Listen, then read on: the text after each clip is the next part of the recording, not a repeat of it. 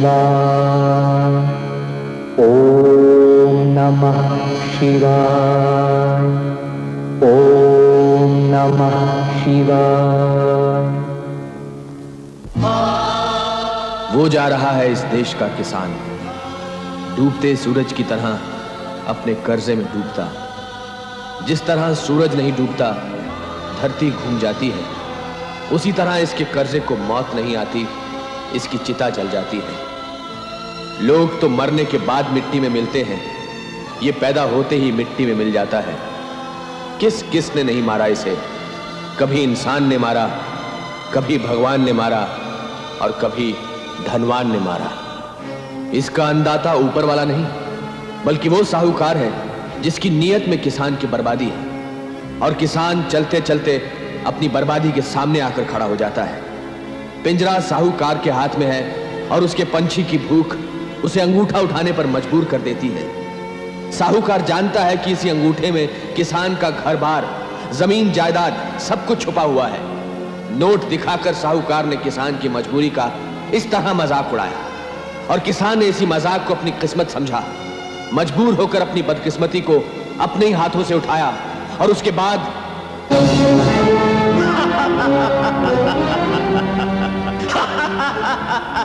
गौर से देखना दुनिया वालों, सदियों से चले आ रहे इस तमाशे को। गलती इसके अंगूठे की, लेकिन सजा इसकी उंगलियों को भी मिलेगी।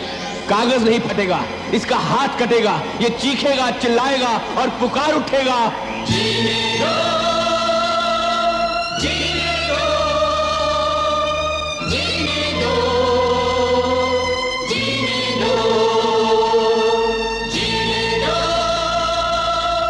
जीने दो, जीने दो, जीने दो। तेरी ये हिम्मत कि तू हमसे 50 रुपए मांगे?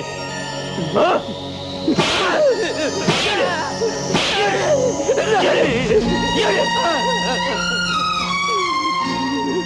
बस बहुत हो चुका ठाकुर। इसकी चीखों से पूरा गांव परेशान है। मैं पंचायत लेकर आया हूं। पूछ सकता हूं इस बेचारे का कसूर क्या है? इस हरामजादे ने मुझसे 500 रुपया बतौर कर्जा लिया था, और अब ये 50 रुपए और मांगने आया है, क्योंकि इसकी बीवी का बच्चा होने वाला है। इस हरामजादे की ये जुर्रत कि मुझसे 50 रुपए सीधा आकर मांगे। मैं इसकी खाल खींच के रख दूंगा। नहीं ठाकुर, तुम खाल नहीं खींचोगे। पंचायत यहां कुछ सोच समझ कर आई है, और हम फैसला किए बगैर यहां से नहीं जाएंगे। मैं मुखिया होने के नाते तुमसे कहता हूं कि गोपी से कहो कि नंदू के अंगूठे वाला कागज लाकर हमें दिखाए। हमें नंदू से कुछ सवाल पूछने। गोपी। जी ठाकुर साहब। नंदू के अंगूठे वाला कागज मुखिया को लाके दिखा दो। मुखिया जी, ये अंगूठा तुम्हारा है नंदू? जी मुखिया जी। तो इस कोरे कागज पर रकम क्यों नहीं लिखवाई?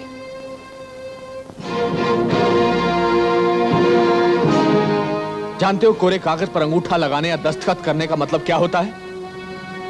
अगर ठाकुर तुम्हारा गला दबा दे और इस कागज पर लिख दे कि तुमने खुदकुशी की है, तो कोई कानून ठाकुर का कुछ नहीं बिगाड़ सकता। अब बोलो, पंचायत के सामने फैसला हो रहा है। तुम ठाकुर को अपना घर बार, जमीन जायदाद देते हो या नहीं? मैं सब कुछ ठाकुर साहब को देने को तैयार हूं। बस मुखिया जी, मुझे यहां से आजाद करवा दो।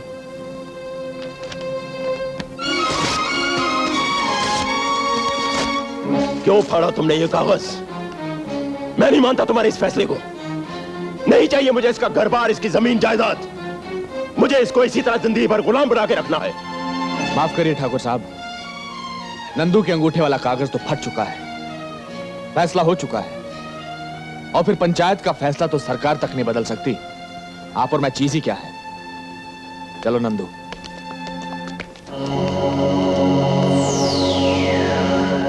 जिन हाथों से तूने नंदू के कागज को फाड़ा है मुखिया, उन हाथों को मैं इस कदर जला दूंगा कि उनसे तो अपने आंसू भी नहीं पहुंच पाएगा।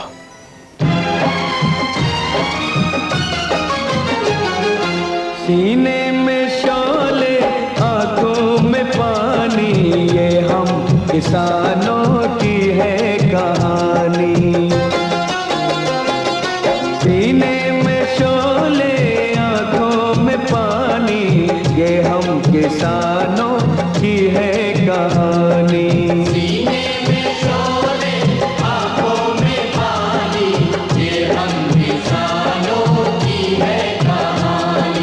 सीने में शोले आंखों में पानी, ये हम किसानों की है कहानी।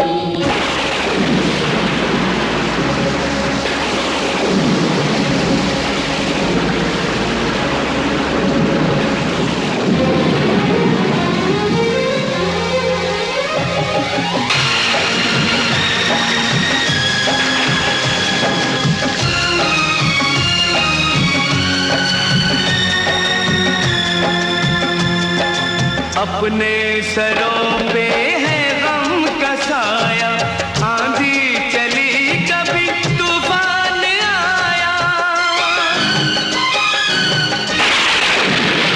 ओ अपने सरों पे है गम का साया, आंधी चली कभी तूफान आया।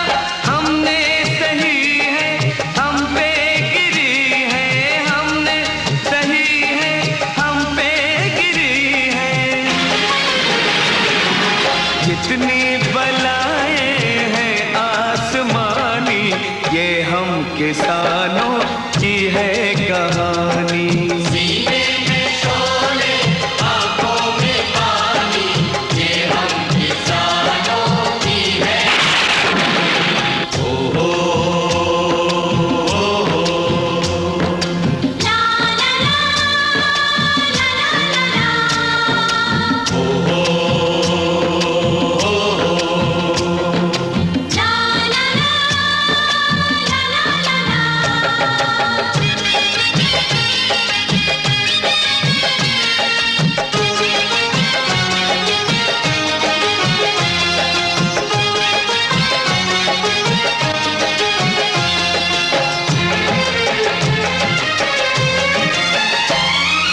बंजर जमीनों पे हल चलाया, मिट्टी से हमने सोना उगाया। बंजर जमीनों पे हल चलाया, मिट्टी से हमने सोना उगाया।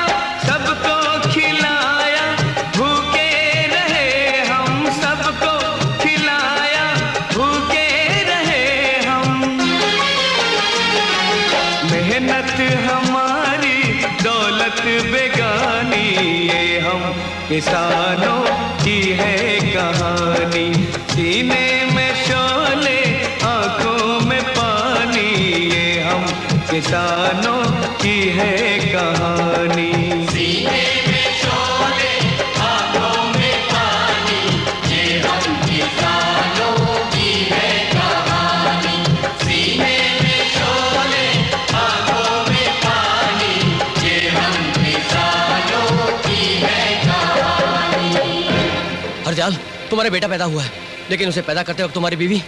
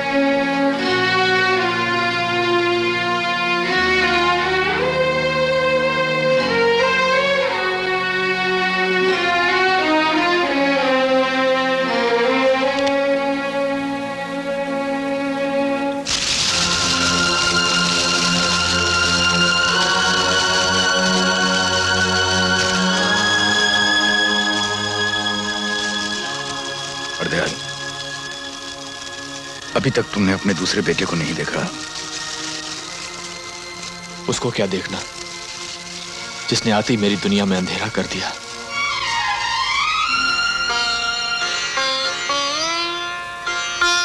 बाबूजी, जैसे आप अपने हाथों से सूरज भैया को खिला रहे हैं, वैसे मुझे भी खिलाइए ना। क्या अपने आप खा। बेटा जल्दी खा, फिर तुझे पढ़ाई भी करनी है।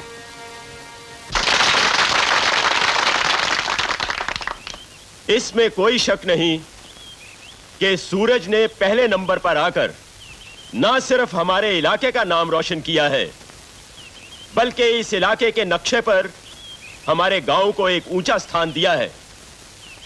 इसके लिए मैं मुखिया जी, सूरज के पिता हरदयाल जी को हार्दिक बधाई देता हूं और उन्हें मंच पर आने के लिए दरख्वास्त करता हूं। तू बैठा रहे। नमस्ते जी।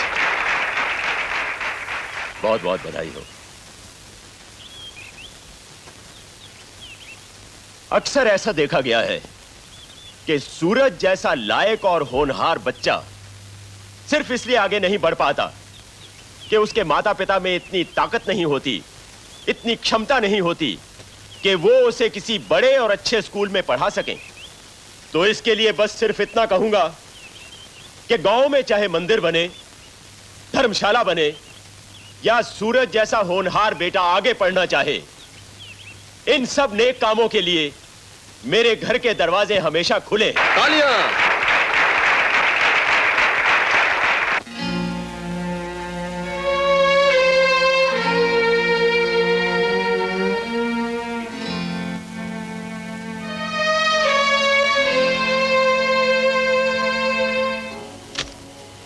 आओ हरदयाल जी, आओ। किसानों का मुखिया और एक लायक बेटे का बाप हमारी हवेली में तशरीफ ला रहा है। इनका स्वागत किया जाए।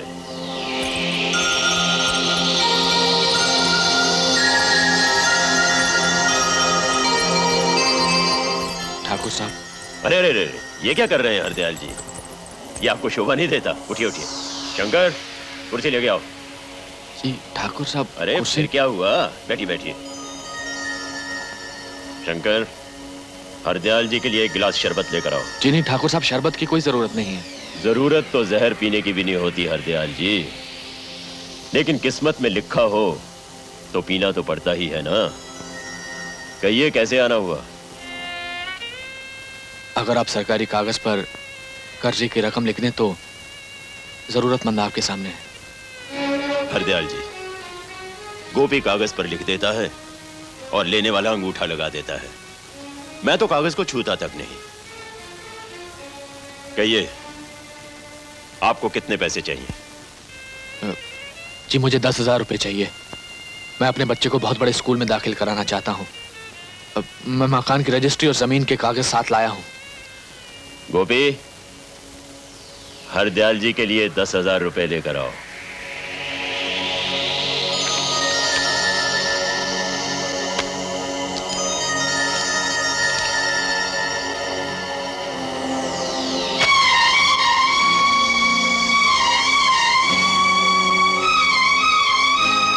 माफ कीजिए, पुरखों से चली आ रही रिवायत है, इसे मैं बदल नहीं सकता।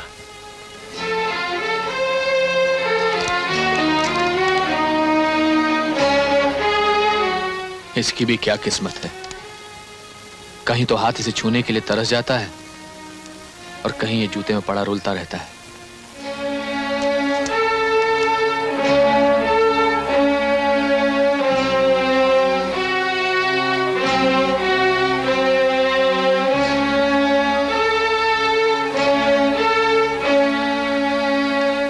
बस बस बस हमने जो करना चाहा था हो गया। याद है तुम्हें, एक बार तुमने नंदू से कहा था कि कोरे कागज पर लगा हुआ अंगूठा फांसी के फंदे के बराबर होता है।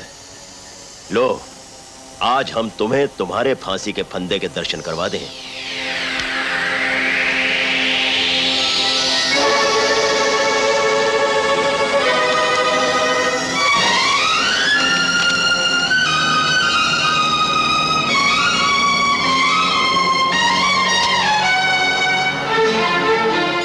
इस कोरे कागज पर आज तुमने अपना सब कुछ हमारे नाम लिख दिया है। तुम्हारी जमीन जायदाद पर अब हमारा हक होगा। अब हम तुमसे जो कुछ करवाना चाहेंगे तुम्हें करना होगा। आज के बाद तुम साहूकारी के पिंजरे के वो पंछी हो जो फड़फड़ा तो सकता है लेकिन कभी उड़ नहीं सकता। जाइए मुखिया जी और रेलगाड़ी की तरह हमारी पटड़ी पर उतर आइए।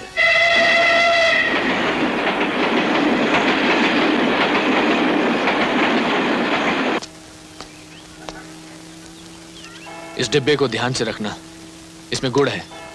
खाने के बाद थोड़ा सा खा लिया करना, लेकिन ज्यादा मत खाना, नहीं तो फोड़े निकल आएंगे। चल मैं तुझे तेरे मास्टर के पास नहीं बाबूजी, मैं यहाँ नहीं रहूंगा। मुझे अपने साथ घर ले चलो बाबूजी, मैं यहाँ नहीं रहूंगा। बेटे तू कहता था ना कि वहां तुझे कर्मा ठीक से पढ़ने नहीं देता, यहाँ तुझे कोई तंग नहीं करेगा। चल। लेकिन बाबूजी अब मैं कर्मा की शिकायत भी नहीं करूंगा, मुझे यहाँ से ले चलिए बाबूजी। बेटा मैं चाहता हूँ कि तू पढ़ लिख कर डॉक्टर बने, इंजीनियर बने, साहूकारी के सारे पन्ने पढ़कर मुझे सुनाए। तेरी माँ भी यही चाहती थी। अब अगर तू यहां नहीं रहेगा तो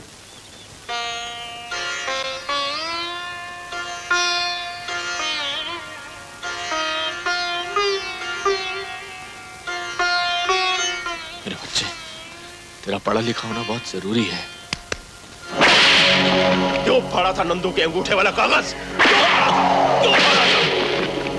अब पता चलेगा तुम्हें कोरे कागज पर लगे अंगूठे की अहमियत क्या होती है। पता चलेगा तुम्हें। यहाँ मिर्ची और ईंटों की पिसाई एक साथ होती है। 1 किलो मिर्ची को आसानी से 2 किलो बना दिया जाता है। इसकी आदत डाल लो, वरना 100 कोड़ों की सजा एक साथ मिलेगी। उठ। यहाँ हमारे गुलाम अपना खून पसीना एक करके हमारे लिए गन्ने का रस निकालते हैं। वैसे तो अकेले आदमी से ये कोल्हू चलाना मुश्किल है, लेकिन देखते हैं कि आज तुम इसे अकेले चलाते हो या तुम्हारी मदद के लिए कोई आता है। ठाकुर साहब, ये हरजाल का लड़का हमको पत्थर मारता, हमको कहता तुम चोर हो, डाकू हो। गुलाम की औलाद और इतनी आजाद। चल अपने बाप के साथ काम कर। मैं ठाकुर का कोई काम नहीं करूंगा। तुम समझाओगे या मैं इसे समझाऊं? जब मैं इस ठाकुर का काम कर सकता हूँ तो तू क्यों नहीं करेगा? नहीं करूंगा। तू नहीं करेगा? नहीं करूंगा। नहीं करेगा? नहीं करूंगा। नहीं करेगा? नहीं करूंगा, नहीं करूंगा, नहीं करूंगा। बस अब इससे ज्यादा और मैं इसे नहीं समझा सकता। ठाकुर साहब, आपको जो कुछ करवाना है मुझसे करवा लीजिए। तू हट जा एक तरफ। तेरा बाप आज तक करता आया है, देखता हूं तू कैसे नहीं करेगा। जितना मुश्किल है अपने हाथों से कुएं को उठाकर पानी पीना, उतना ही मुश्किल है कर्मवीर से काम करवाना। मुझसे काम करवाने की तमन्ना अपने दिल में लेके मरोगे ठाकुर। खामोश गुस्ताख। वो तमन्ना आज इसी वक्त यही पूरी करूंगा मैं। बनाओ इसे कोल्हू का बैल।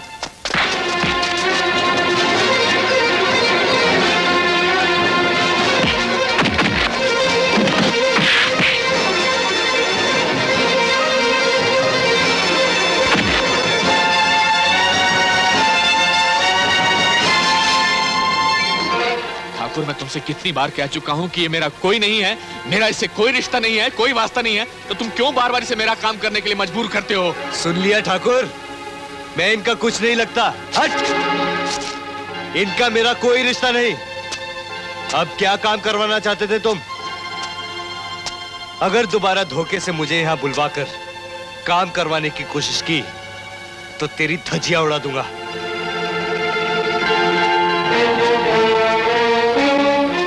जिंदगी भर तेरा बोझा उठाता रहा मैं। अगर आज भी तेरा काम करूंगा तो कौन सा कहर टूट पड़ेगा? मुझे बता क्या करना है। कर दे अपने इस बेटे का खून अगर कर सकता है तो। बगावत से भरे हुए इस बेटे को पैदा करने का जिम्मेदार तू है। अरे चाचा, साबुन कहाँ पड़ा है? अरे वो सामने रखा। चाची, तेल कहाँ है? तेल अरे वो दीवार पर रखा है।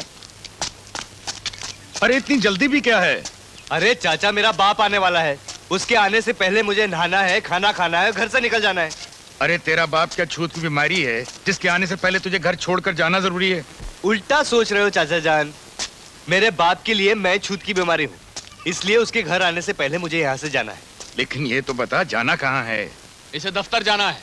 बड़े साहब बहुत खुश है ना? लाट साहब को डर है कि कहीं दफ्तर जाने में से देरी ना हो जाए। चलो, अब इस घर में नहाना भी किस्मत में नहीं रहा। अरे चाची, खाना तो दे दो। अरे तू एक बात बता, तू इस घर में काम धंधा तो करता नहीं, रोटी किस बात की खाता है तू? इस घर में पैदा होने की कह दो कि ये झूठ है। हाँ, कह दो कि यतीम खाने से उठा कर लाए थे मुझे।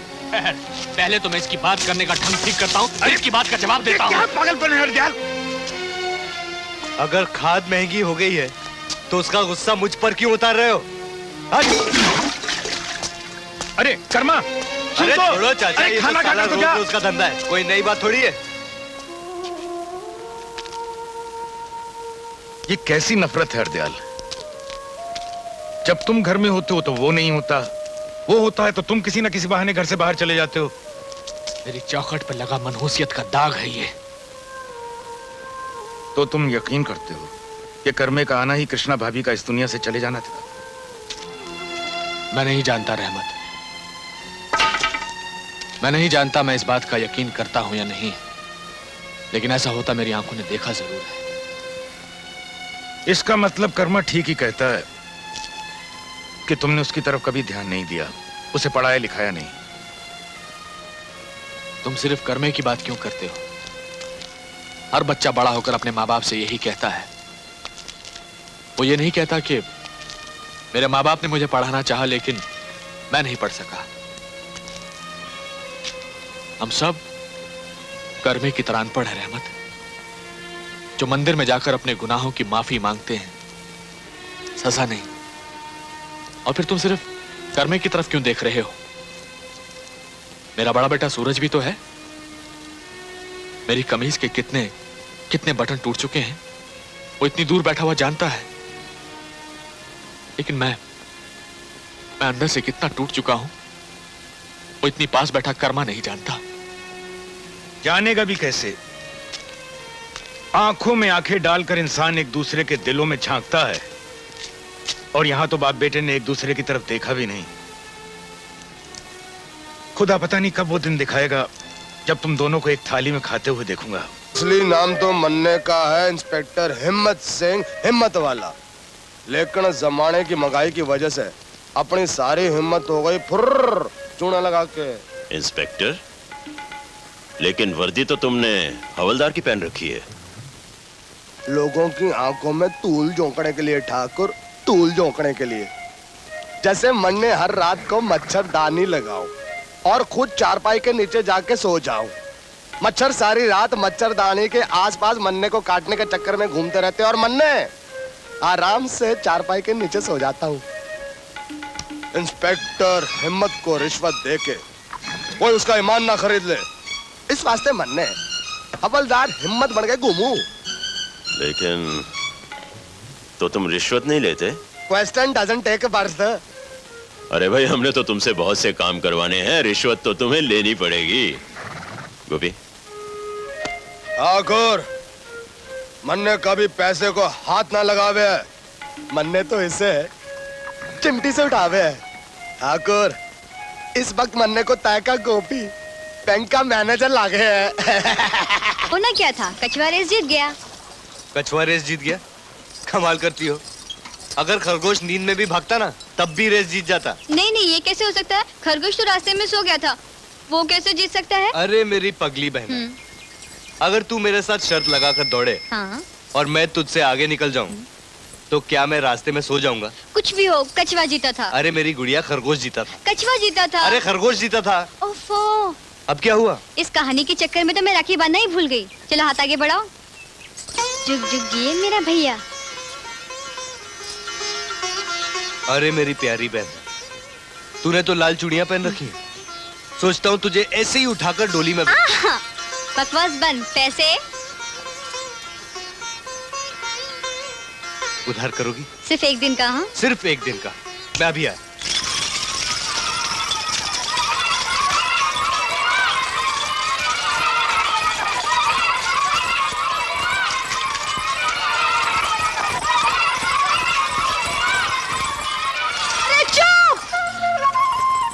लगता है इस बस्ती में बारिश की बजाय बच्चों की बरसात होती है। ए, अगर तुम लोगों ने आवाज निकाली तो किसी को कोई खिलौना नहीं मिलेगा। मुझे फुग्गा चाहिए। हाँ 8 आने निकालो, 8 आने निकालो। क्या चाहिए तुमको? गुड़िया।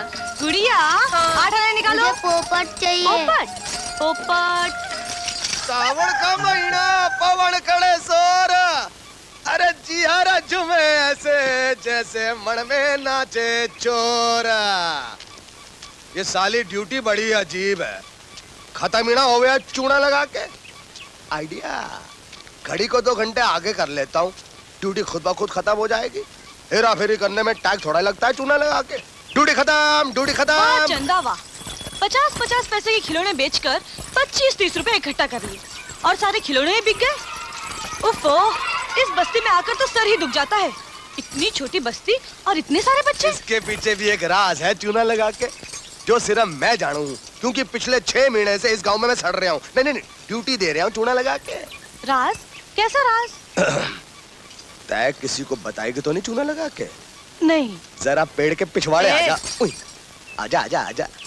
क्या है कि इस गांव के पिछवाड़े एक रेलवे लाइन है, जहाँ पे रात को ठीक 2 बजे एक सुपर फास्ट ट्रेन चिकती चलाती चले जावे है। ये है कि बच्चे तो सो जावे हैं, लेकिन माँ बाप उड़ जावे हैं, यानी कि फैमिली सोती रहेगी, फैमिली को बनाने वाले उड़ गए। लेकिन माँ बाप के उठ जाने से बच्चे ज्यादा होने का क्या ताल्लुक? अरे ताल्लुक है चूना लगा के। एक काम करना रानी, तू रात के ठीक 2 बजे खेतों के पिछवाड़े आ जाना। ट्रेन के जाने के बाद मैं तय को दिखा दूंगा कि तेरे खिलौनों की बिक्री के खातिर माँ बाप एक दूसरे के साथ क्या खिलवाड़ कर रहे हैं, यानी कि ता धिड़क दिन ता। समझ गई। आगे मत बोल। Thank you. बड़ी जल्दी समझाते यहाँ के लोग। नहीं, अभी कहाँ समझी, लेकिन बहुत जल्दी समझ जाएगी। हाथ ऊपर कर। पैसे नहीं है ना? जूते निकाल, जूते निकाल।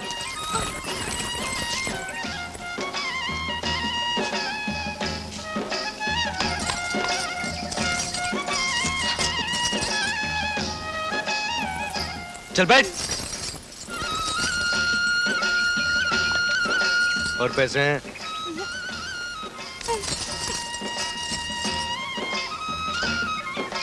वो हाथ दिखा।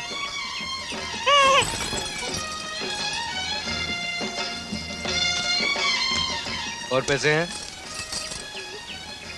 झूठ बोलती सा।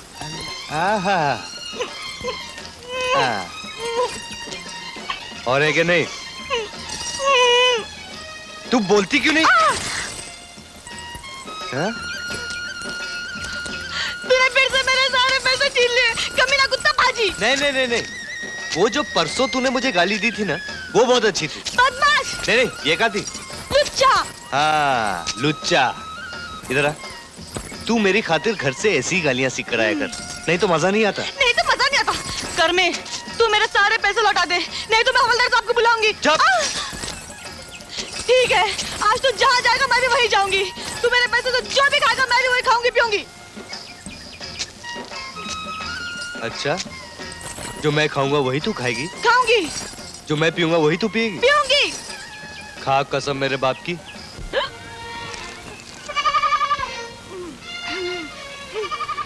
ये ले, तेरी ही जूती और तेरा हिस्सा।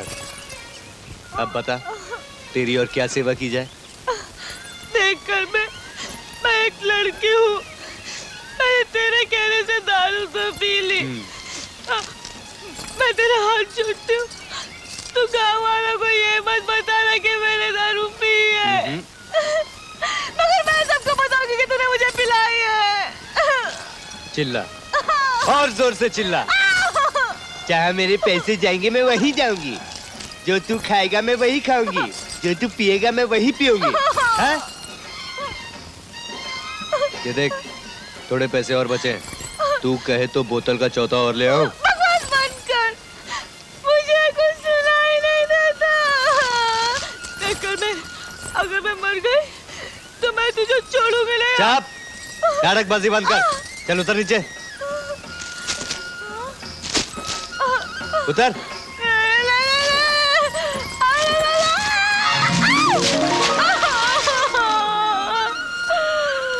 अम्मा मेरी टांगों को क्या हो गया?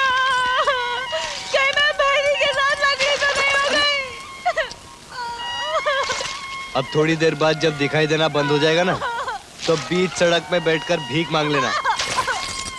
पता है कितनी गंदी जगह पे बैठी है तू? चलो खामखा पंगा ले लिया ऐसे पिलाकर। क्यों भाई हरदयाल, कुछ पता चला? कोई गेहूं के दाम लगाने आएगा या नहीं? अरे पूरे 5 दिन हो गए हैं सुनते सुनते कि इंस्पेक्टर साहब आ रहे हैं, इंस्पेक्टर साहब आ रहे हैं, लेकिन अभी तक तो पहुंचे नहीं। ऐसा लगता है जैसे अनाज पैदा करके हमने कोई बहुत बड़ा पाप किया है। मुझे तो पता चला है कि इंस्पेक्टर साहब यहीं कहीं मंडी में हैं। मंडी छोड़कर जाएंगे कहाँ? यही तो दिन है उनके खेलने के। ये खिलौने छोड़कर कहाँ जाएंगे? नमस्ते नंबर साहब। हाँ, 125 लिख दे। इंस्पेक्टर साहब नमस्ते। 35 नंबर। 126 रुपए 50 पैसे लिख दे। हाँ जी। और ये लाल झंडी? ठाकुर साहब की है जी। हाँ, क्या गेहूं है? ठाकुर साहब का है जी। 182 लिख दे, जल्दी से जल्दी 182 लिख दे। साहब, हमने ऐसा क्या गुनाह किया है जो हमें सरकार का पूरा भाव नहीं मिलता? तुम्हारा गुनाह ये है कि तुम किसान हो। लेकिन चले आते हैं, बहुत ज्यादा चाहिए।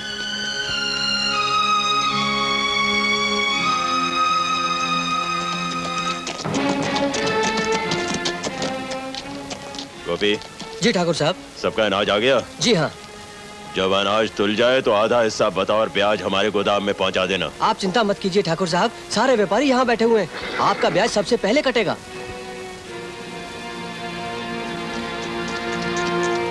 अरे गिरधर, आज आटे का क्या भाव है?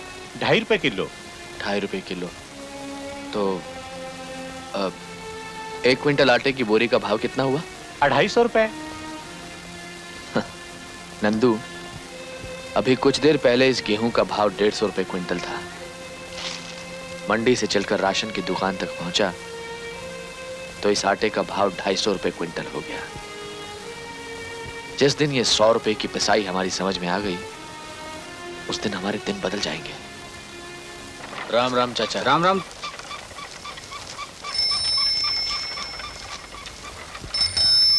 अरे अखबार वाले, कोई नतीजा निकला है क्या? एमएससी का नतीजा निकला है। अरे एमएससी का नतीजा? अरे मेरे सूरज का नतीजा निकला है। अखबार वाले,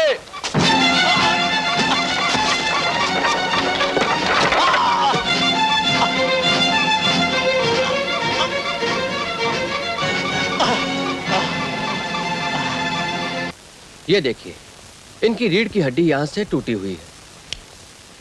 अब यो समझिए कि इनके कंधे सिर्फ इनकी कमीज का बोझ ही सह सकते हैं।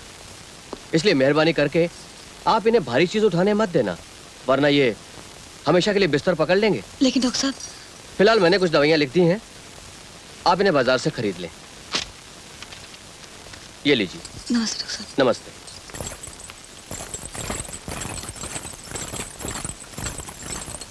सुना तूने कर में डॉक्टर बाबू ने क्या कहा?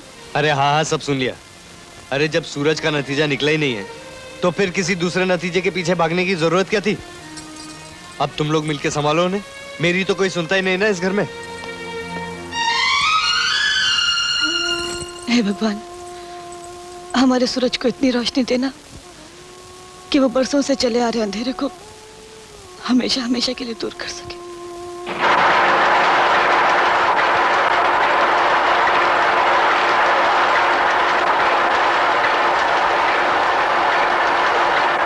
अरे रहमत देख, मेरे सूरज ने जो कहा था वो करके दिखाया है। सबसे ज्यादा नंबरों में पास हुआ है। अरे अखबार में फोटो छपा है उसका। अरे देख तो सही, बिना चश्मे के भी नजर आएगा। अरे ये तो वाकई वही है। खुर्शीद देखो, ये अपने सूरज की तस्वीर है। अरे भाई साहब, मुझे तो यकीन ही नहीं आ रहा, ये तो वाकई सूरज की तस्वीर है। अरे पूरे आसमान में अपने नाम की तरह चमका है रहमत। मैं तो पूरे गांव में लड्डू बांट के आता हुआ। अरे ये ले, तू भी ले। अरे लड्डू खा ले। अरे चाचा, अरे ओ चाचा, ये लड्डू लो। अरे ये किस बात के लड्डू बांट रहा है? अरे चाचा देखो, अपने सूरज का फोटो अखबार में है। तो पहले नंबर में पास हुआ है वो। अरे चाचा, जैसे मुझे पता चला तो मैंने अपनी जेब खाली की और सारे पैसों के लड्डू ले आया। अरे मुबारक हो। अरे चंदा, अरे तूने तो मुंह मीठा ही नहीं किया। ये देख, आखिरी लड्डू है, तू खा ले।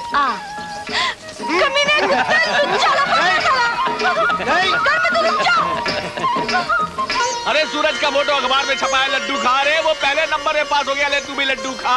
अरे अशोक भैया, खुश तो ऐसे हो रहा है कि लड़का जैसे डीसी लग गया। अरे डीसी भी लग जाएगा यार, अखबार में फोटो छपना कोई मामूली बात है? अरे पूरे गांव में ढिंडोरा पीटूंगा।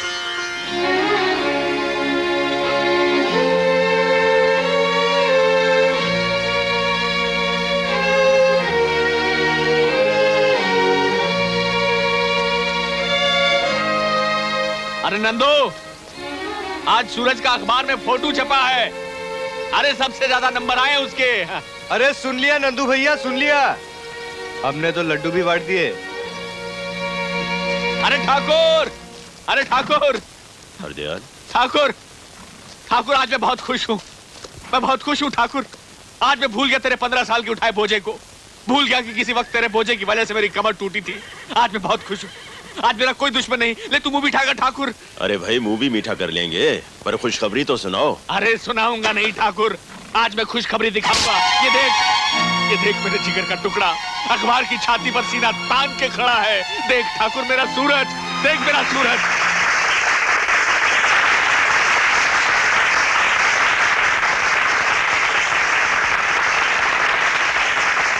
Respected Principal साहब, Professors and my dear friends, मेरी इस कामयाबी का हकदार मैं नहीं, बल्कि कोई और है जो मेरे सामने खड़े हैं, जिन्हें मैं देख सकता हूं, लेकिन आप नहीं देख सकते। और वो हैं मेरे बाबूजी। मैं एक गरीब किसान का बेटा हूं। मैं उस गरीब बाप का बेटा हूं जिसकी हिम्मत और मेहनत ने आज मुझे आप जैसे ऊंचे लोगों के बीच लाकर खड़ा कर दिया है। मुझे याद है वो दिन जब बाकी स्टूडेंट्स के माँ बाप बड़ी बड़ी गाड़ियों से उतरकर फीस जमा करवाने आया करते और मेरे बाबूजी रिक्शा से उतरकर उन्हीं बड़ी बड़ी गाड़ियों के बीच से छुपते छुपाते फीस जमा करवा कर ऐसे वापस चले जाते थे जैसे उनसे कोई पूछ ना ले कि वो मेरे क्या लगते। अब आप ही सोचिए, ऐसे बाप के लिए एक बेटा क्या क्या सोच सकता है और क्या क्या नहीं। सोने के जूते इसलिए पहनाना चाहता हूं क्योंकि फटे हुए जूते पहनकर दाखिल करवाने आए थे मुझे। अच्छे से अच्छा खाना खिलाना चाहता हूं क्योंकि खुद भूखे रहकर मेरी फीस जमा करवाई होगी। मखमली बिस्तर पर सुलाकर उनके पांव दबाना चाहता हूं, उनकी सेवा करना चाहता हूं।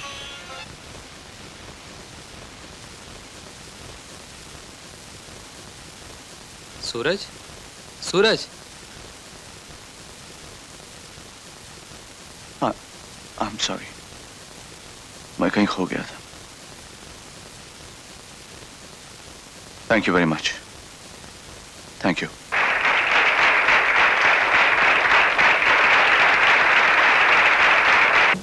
बाबूजी से मिले हुए काफी दिन हो गए। मैं भी तुम्हारे साथ गांव जाऊंगी। पागल हो गई हो? शादी से पहले ससुराल जाओगी? तो क्या हुआ, बाबूजी के अलावा मुझे वहां जानता ही कौन है। मुझे एतराज नहीं है, अपने मम्मी डैडी से पूछ लो। भाई हमसे पूछने की जरूरत तो तब हो ना जब कभी हमने अपनी इकलौती बेटी की बात से इनकार किया हो। इसकी पसंद तो अपनी पसंद क्यों? बिल्कुल। लेकिन सूरज बेटा, शाम होने से पहले सुजाता को घर वापस भेज देना। आप फिक्र मत कीजिए, शाम होने से पहले मैं सुजाता को घर पहुंचा दूंगा। ठीक है। मैं चलता हूँ, बाबूजी वेट कर रहे हैं। अच्छा, नमस्ते।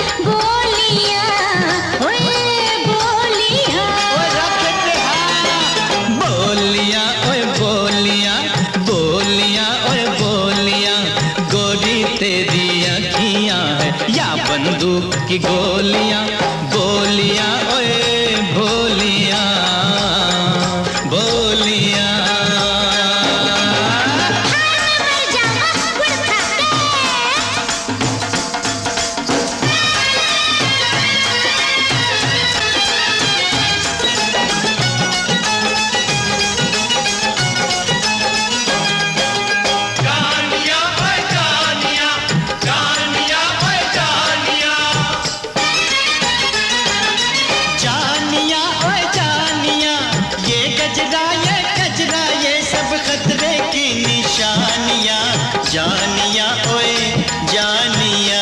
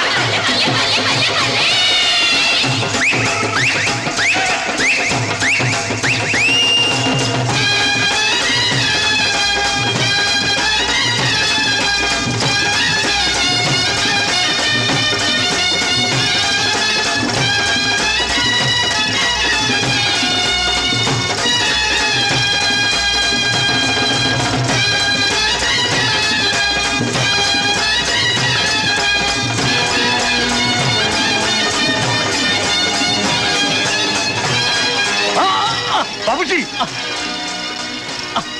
बाबूजी, बाबूजी। हरदयाल, हरदयाल, बाबूजी, हरदयाल। रामन चाचा, क्या हुआ बाबूजी को? बेटे वो रामत, बेटे तुम बाबूजी को संभालो, मैं पानी लेकर आता हूँ। घर में? बाबूजी, घर में क्या तू भी नहीं जानता बाबूजी को क्या हुआ? इनकी कमर टूटी हुई है। चुप करवाओ इसे। डॉक्टर ने कहा था कि इनके कंधे इनकी कमीज का बोझ उठा सकते हैं और कुछ नहीं उठा सकते। कैसे टूटी इनकी कमर? एक्सीडेंट हुआ था। कैसा एक्सीडेंट? अरे बोझ उठा रहे थे। किसका बोझ? हर सवाल का जवाब मैं नहीं दे सकता, पूछ ले इनसे। बाबूजी, कुछ नहीं। बाबूजी, क्या हुआ बाबूजी? कुछ नहीं बेटा।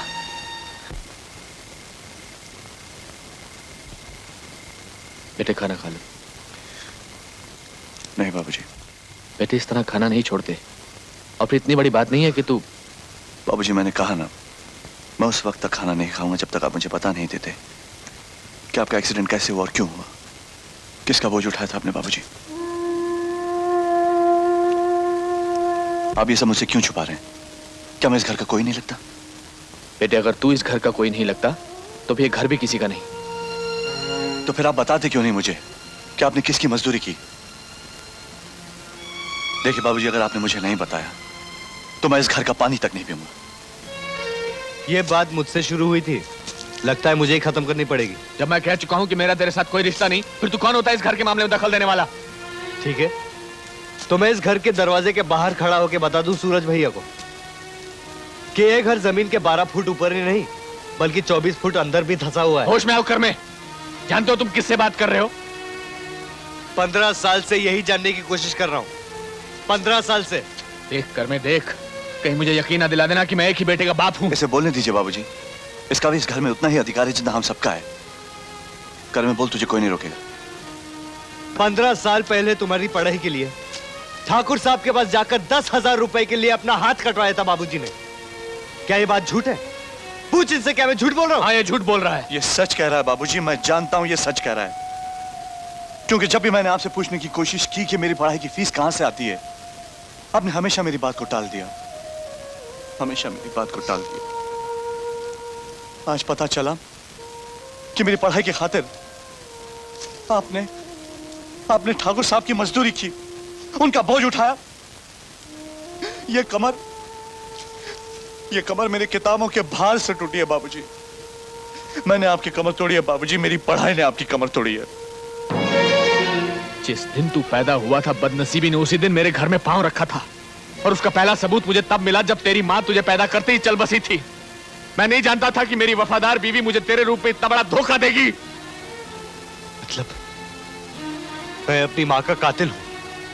मैंने मार डाला उसे? अरे वो बच्चा जब पैदा होते वक्त ये नहीं जानता कि वो किस घर में पैदा हो रहा है। वो ये नहीं जानता कि उसकी माँ का नाम क्या है।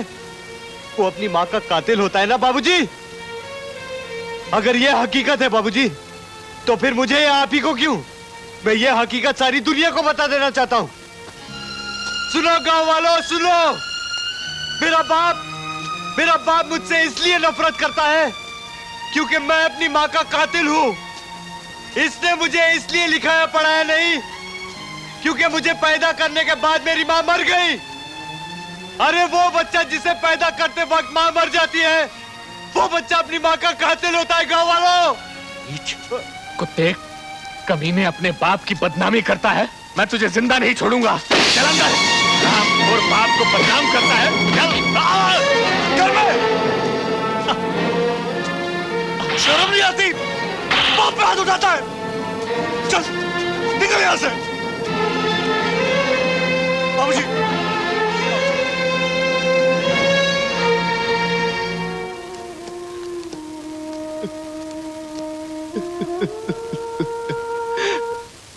कौन?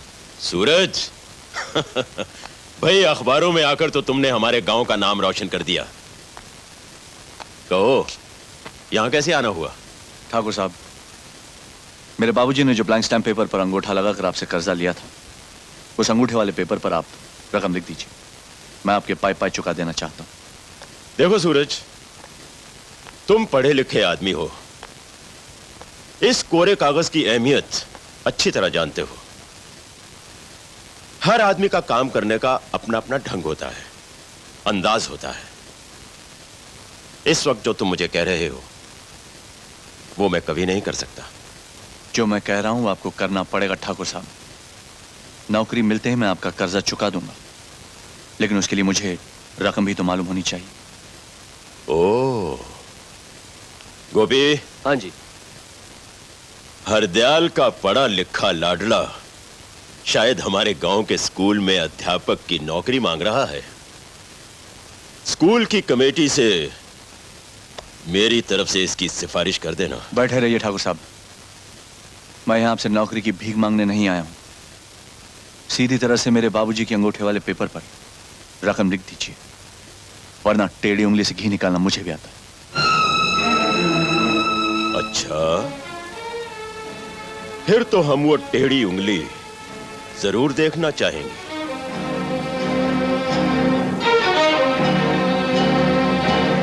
15 साल से जिस बेईमानी से अनाज मंडी में भोले भाले किसानों का अनाज उड़ाते रहे हैं, उसे भी तो अपनी आंखों से देख लीजिए। यह है सरकारी 5 किलो का वजन, और ये आपके 6 किलो का वजन जिस पर आपने 5 किलो की मोहर लगाई।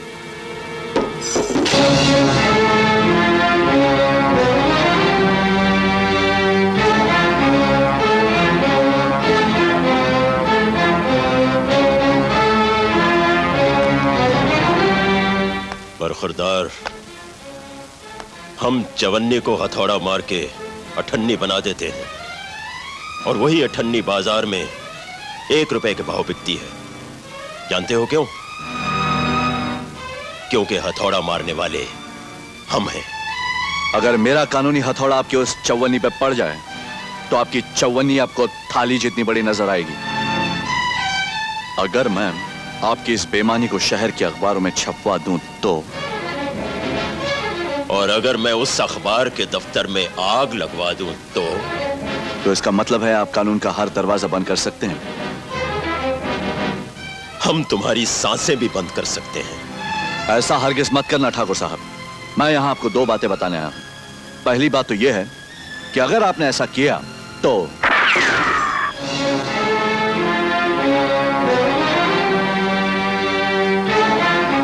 और दूसरी बात यह कि दूसरी गोली आपके दिमाग को चीरती हुई सामने की दीवार पर जाकर टकराएगी।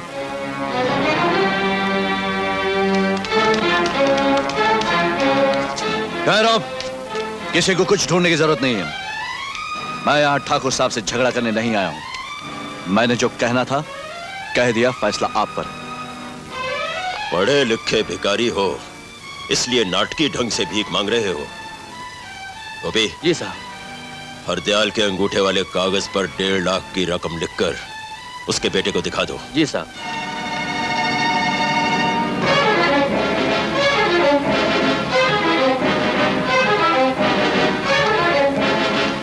ये लीजिए पेपर।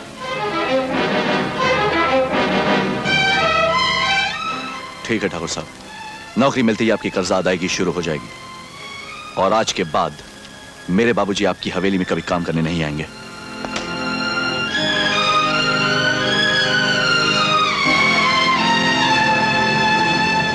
गोपी। जी साहब। अब समझ में आया कि किसान के बेटे को सिर्फ हल चलाना ही आना चाहिए और कुछ नहीं। शेरू। जी सरकार। सूरज शहर में नौकरी ढूंढने जाएगा। मुझे तो डर है कि किसी जीप या गाड़ी के नीचे ना आ जाए।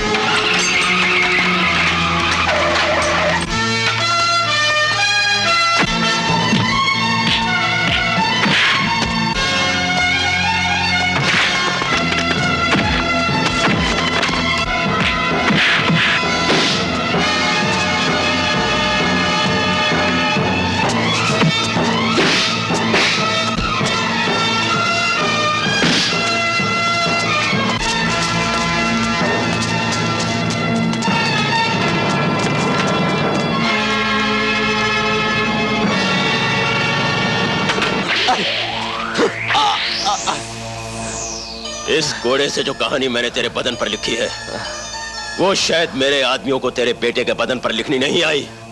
जाकर पढ़ा देना उसे। लेकिन ठाकुर ये तो बता कि मेरे बेटे का कसूर क्या है? कसूर? हरामजादे, तेरे बेटे की पढ़ाई के लिए पैसा इसलिए दिया था ताकि वो आकर मुझे ही पढ़ाए, एक साहूकार को उसकी साहूकारी सिखाए। इस बार तो वो मेरे हाथों से बच गया, अगली बार नहीं बचेगा। अनजाने में मेरे बेटे से कोई भूल हो गई है तो उसके लिए उसे माफ कर दे ठाकुर। तू मुझे बता, मुझे क्या करना होगा? एक मौका तुझे और देता हूं हरदयाल, बचा ले अगर अपने बेटे को बचा सकता है तो। भेज दे उसे 7 समुंदर पार मेरा कर्जा उतारने के लिए। उसके भेजने का सारा इंतजाम मैं करूंगा। याद रख, यहां रहेगा तो उसे मौत मिलेगी, सिर्फ मौत।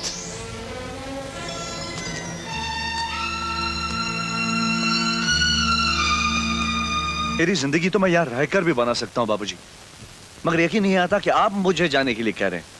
कुछ ही दिन पहले तो आप मुझे अपनी आंखों से दूर नहीं करना चाहते थे, और आज आप खुद ही मुझे यहां से दूर जाने के लिए कह रहे हैं। कहीं ऐसा तो नहीं कि कर्मे के जाने के बाद आप किसी एक बेटे के बाप बनकर जीना नहीं चाहते? फजूल की बात मत कर। 1.5 लाख का कर्ज तूने खुद अपने हाथ से लिख कर दिया था शेर बहादुर को, और फिर नौकरी मिल भी गई तो क्या कर लेगा? 500-1000 रुपए कमाएगा, उससे तो घर का खर्चा नहीं चलेगा। शेर बहादुर के कर्जे का क्या होगा?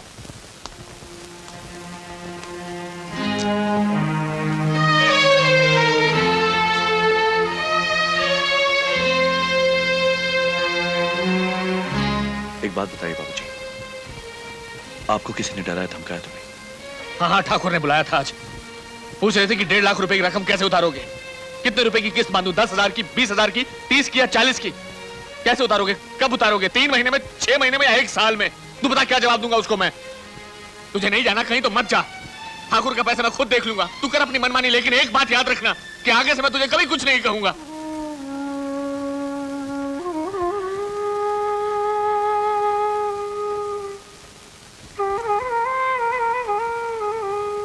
बाबूजी, अगर आपकी आज्ञा मानने की बात आई गई है तो फिर कनाडा क्या चीज है?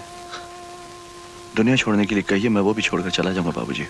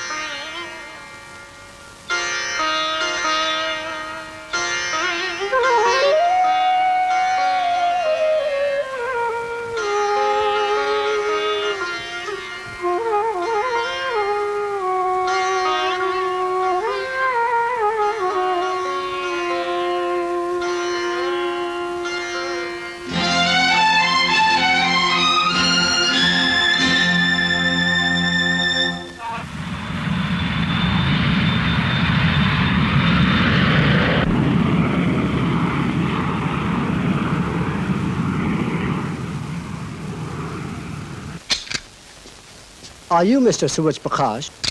Is this your bag? Yes, sir. The information we have received is such that we have to call you to the security room. Sorry for the inconvenience, but could you please open the bag?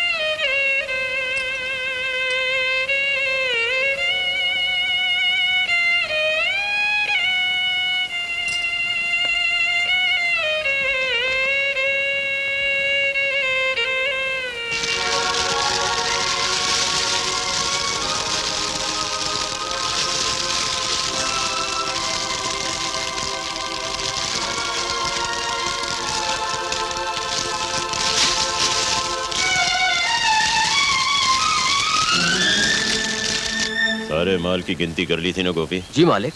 ये भी? हाँ जी। शेर बहादुर, ठाकुर शेर बहादुर।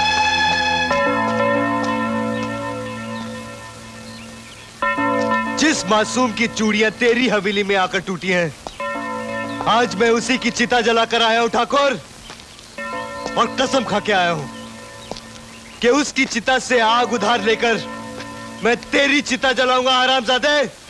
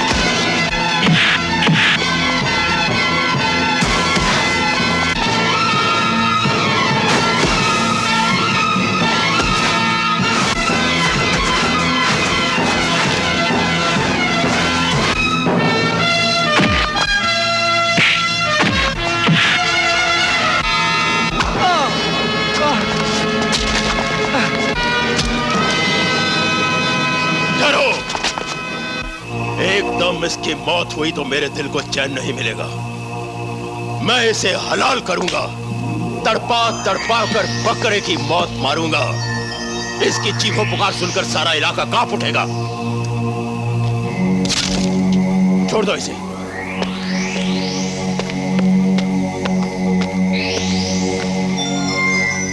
हैरान मत होना, इस वक्त मैं तेरे बारे में नहीं, तेरे बाप की टूटी हुई कमर के बारे में सोच रहा हूं। कान खोलकर सुन ले हरदयाल, आज तेरे इस गंदे खून ने मेरी जान लेने की कोशिश की है। कल मैं भरी पंचायत में तेरी रीढ़ की हड्डी के टुकड़े टुकड़े करूंगा। कल पूरे गांव के सामने या तो तू मेरा 1.5 लाख रुपए का कर्ज वापस करेगा, या फिर अपने कंधों में इतनी ताकत पैदा कर ले कि 40 क्विंटल का बोझ एक साथ उठा सके। मैं तुझे इतना तड़पाऊंगा कि तू अपने बेटे का कत्ल करने पे मजबूर हो जाए।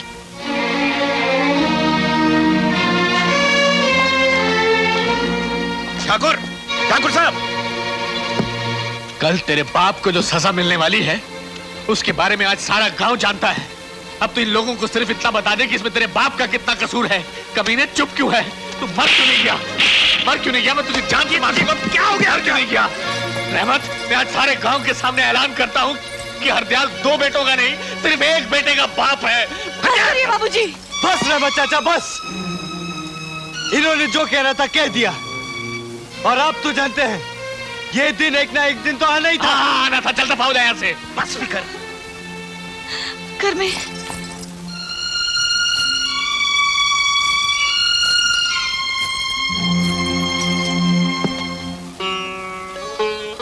बाबूजी, मैं कर्मे के साथ जा रही हूँ। अब आप मुझसे ये मत पूछना कि मैं उसकी क्या लगती हूँ।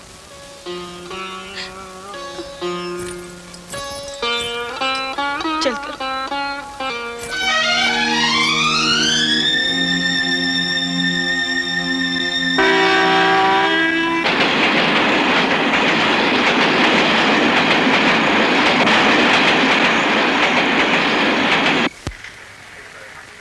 मुझे कनाडा अपने बेटे से टेलीफोन पर बात करनी है। इस तरफ कि मुझे कनाडा फोन करना, अपने बेटे से बात करनी है। नंबर क्या है? वो कनाडा में रहता है। अरे भाई नंबर क्या है? उसका नाम सूरज है, वो मेरा बेटा है। अरे भाई नंबर क्या है? मुझे कनाडा अपने बेटे से बात करनी, बात नहीं करवा सकते आप?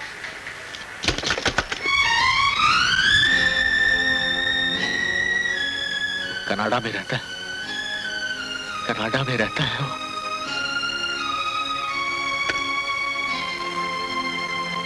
कर में मेरी एक बात मानेगा? आज जो तू कहेगी वो मैं करूंगा। बोल मुझे तेरे खातिर क्या करना होगा। कल सुबह सूरज निकलने से पहले तू अपने हाथों से अपने बाबूजी को मार दे। क्या कह रही तू? मैं सच कह रही हूँ। घर में कल जब पंचायत में बाबूजी को ठाकुर का बोझ उठाना पड़ेगा तो वो जिंदगी भर के लिए नकारा हो जाएंगे। तू उन्हें बार बार मार सकता है घर में, तो मेरे कहने पर उन्हें एक बार क्यों नहीं मार देता? बहुत हमदर्दी है ना तुझे उनसे, लेकिन मैं वो दिन नहीं भूल सकता जब बाबूजी ने मुझे मेरी माँ का कातिल कहा था, जब मेरे भाई ने मुझे मार मार कर घर से बाहर कर दिया था। तुम भी ये भूल रहे हो घर में कि तुम्हें मारने वाला तुम्हारा अपना भाई था, तुम्हें बुरा भला बोलने वाला तुम्हारा अपना बाप था। तुम्हारी तरह अगर हर इंसान घर के छोटे मोटे लड़ाई झगड़ों से तंग आकर बागी बनने लगे तो हर माँ बाप का एक ना एक बेटा डाकू जरूर बनेगा, घर में जरूर बनेगा।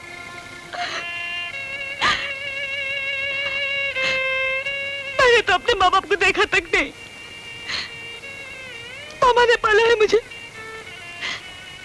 तुमसे मिली, बाबूजी को देखा, सोचा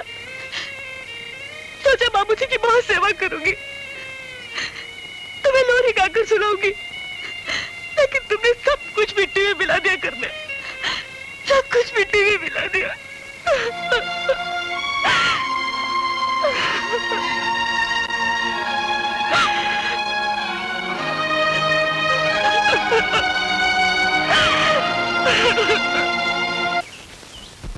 क्यों भाई हरदयाल, इस सरकारी कागज के मुताबिक तुमने ठाकुर शेर बहादुर सिंह से 1.5 लाख रुपया बतौर कर्ज लिया है। अगर तुम वो वापस दे सकते हो तो ये अंगूठा लगा कागज तुम्हें वापस दे दिया जाएगा, और अगर नहीं दे सकते तो भाई कानूनी तौर पर पंचायत या पुलिस इस मामले में कुछ नहीं कर सकती। तुम वो रकम अभी इसी वक्त वापस कर सकते हो।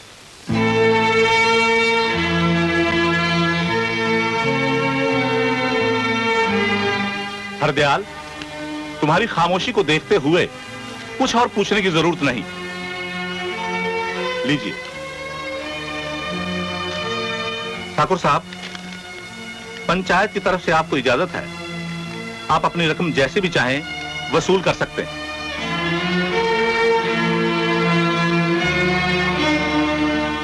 गोपी। जी मालिक।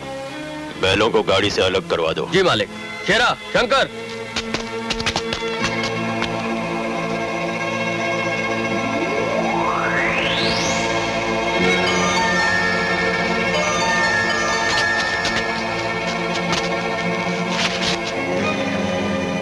शंकर, ले जाओ हरदयाल को और 40 क्विंटल से लदी हुई गाड़ी का बोझ इसके कंधों पर डाल दो।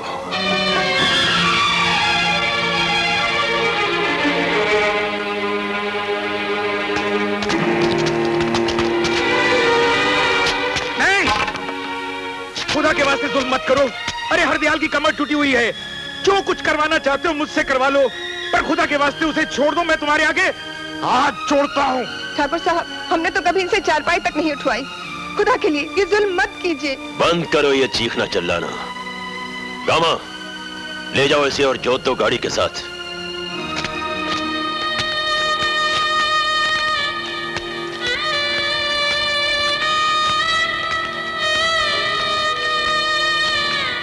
इसकी कमर टूट जाएगी, जिंदगी भर के लिए चारपाई पकड़ लेगा। अरे इन्हें रोको, अरे कुछ तो करो।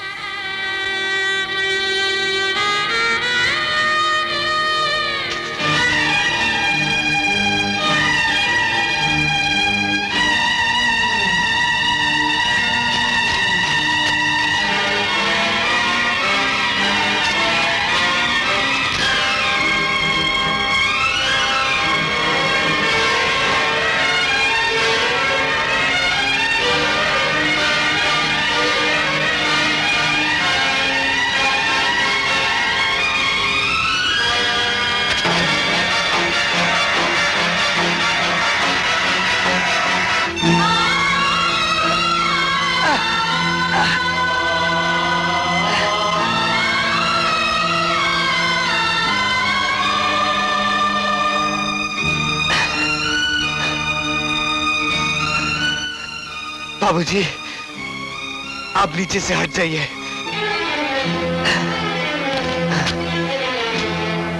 क्यों आया तू यहाँ? क्यों उठाया मेरा बोझा? टूट जाने दे मेरी कमर, मर जाने दे मुझे। चले जा यहाँ से, चला जा यहाँ से, चला जा यहाँ, चला जा। बाबूजी, आपका ये बैल बिल्कुल अनपढ़ है। इसे मारने से ये कुछ नहीं समझेगा बाबूजी। मुझे सिर्फ इतना बता दीजिए कि इसे आपके लिए क्या करना होगा। करना कोई कुछ नहीं कर सकता, कुछ नहीं कर सकता, कुछ नहीं कर सकता।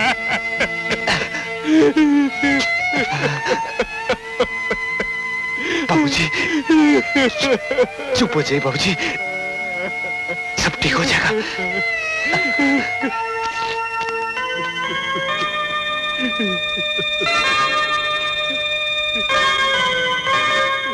औरत हमेशा बहादुर आदमी की गुलामी में आजाद रहती है घर में।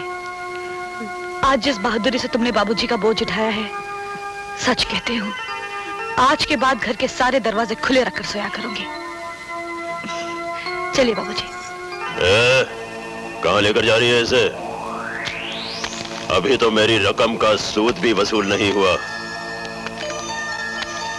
याद है तुझे, एक दिन तूने मुझसे कहा था, जितना मुश्किल है कुएं को हाथ में उठाकर पानी पीना, उतना ही मुश्किल है कर्मे से काम करवाना। आज ये कुआं मेरे हाथ में नजर आ रहा है ना तुझे? ये तेरा बाप तेरी गर्दन पे रखी हुई वो तलवार है जिससे मैं तुझे हलाल करूंगा। ले जाओ इस गाड़ी को चक्कियों के कारखाने में।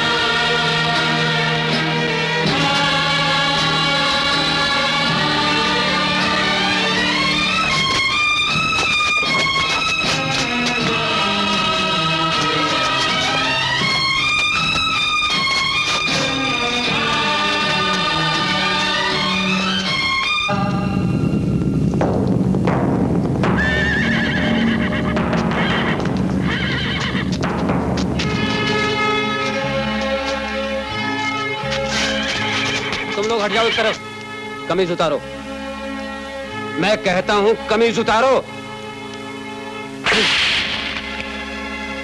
पत्थर छोड़ो। ओ जालिमो तुम सब याद रखना, सब देखता है रब याद रखना। हाँ रंग लाएगी ये एक दिन तो, हम बेजुबानों की बेजुबानी, ये हम किसानों की है कहानी।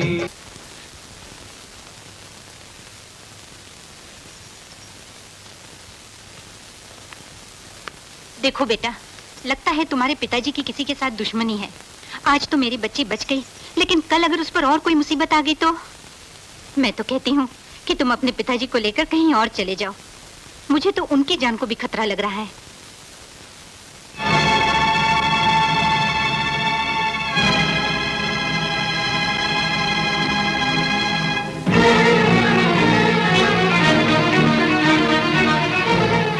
छोड़ दो मुझे। मैं कहता हूँ क्या कर रहा है सूरज? सूरज, मैं उन कमीनों को जिंदा नहीं छोड़ूंगा। छोड़ दो मुझे। मैं सूरज, मैं ठाकुर का खून पी जाऊंगा। सूरज छोड़ दे मुझे। मैं कहता हूँ छोड़ दे, छोड़ दे सूरज, हट जाओ। क्यों? इस बंदूक पर हक नहीं है मेरा? कर में हक है तेरा, मगर इस वक्त जोश में नहीं होश में काम करना चाहिए। मैं दावे के साथ कह सकता हूँ इसमें एक भी गोली नहीं है।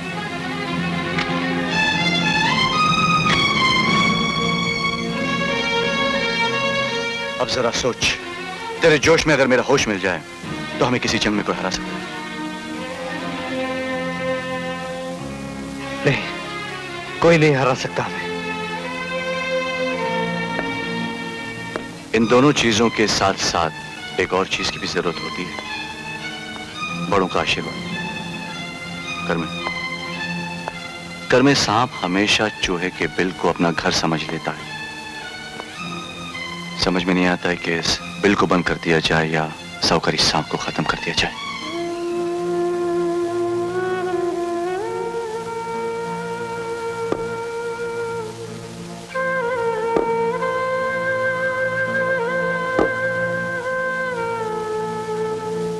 वैसे तो ये काम बाप की लाश को चिता के पास रखकर बेटे करते हैं,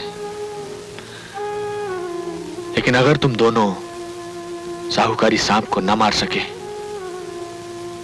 और मासूम किसानों के कटे हुए हाथ वापस न ला सके, तो आज से तुम दोनों मेरे लिए मर गए।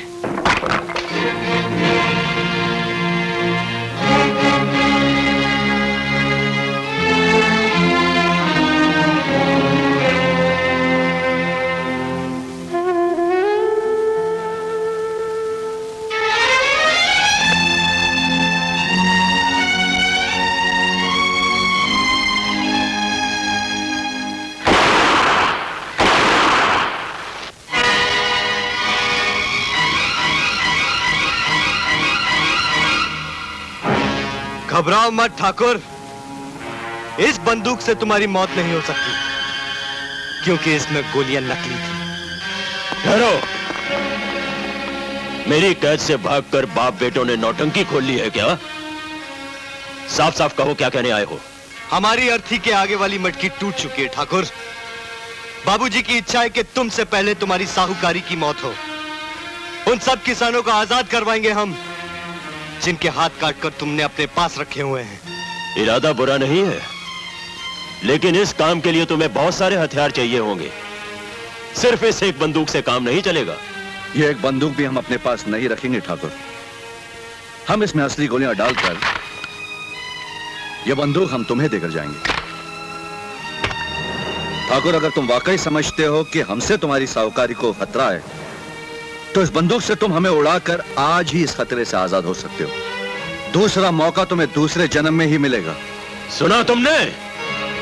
ठाकुर शेर बहादुर की साहूकारी को इन दो टट्टुओं से खतरा है। मैं बताऊं तुमसे कितना खतरा है?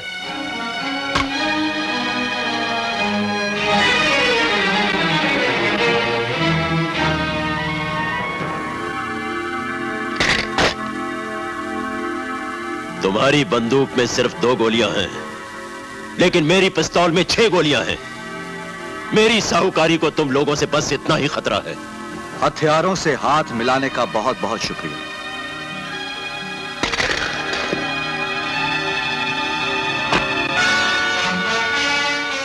इसे ध्यान से देख ठाकुर,